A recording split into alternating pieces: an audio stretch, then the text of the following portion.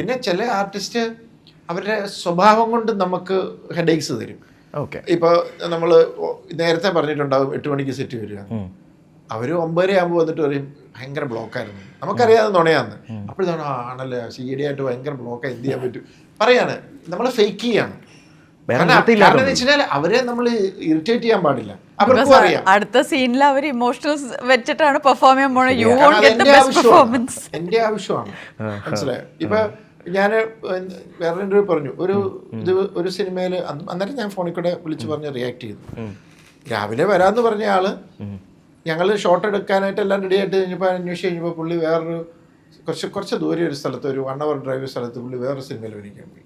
അപ്പം ഞാൻ ഫോണിൽ കൂടെ ചില ഇതായിട്ട് തന്നെ അഭിപ്രായ വ്യത്യാസത്തിൽ തന്നെ സംസാരിച്ചു. സീനിയർ ആക്ടറാണ്, എനിക്ക് നന്നായിട്ട് അറിയാവുന്ന ഇതൊക്കെയാണ്.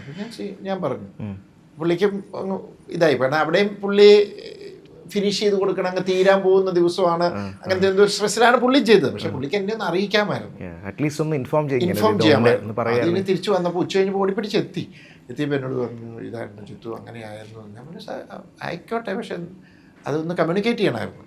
അത് ബുദ്ധിമുട്ടുണ്ടാക്കി, അത് ഒട്ടും സുഖകരമായൊരു കാര്യമല്ല എന്ന് ഞാൻ പറഞ്ഞു.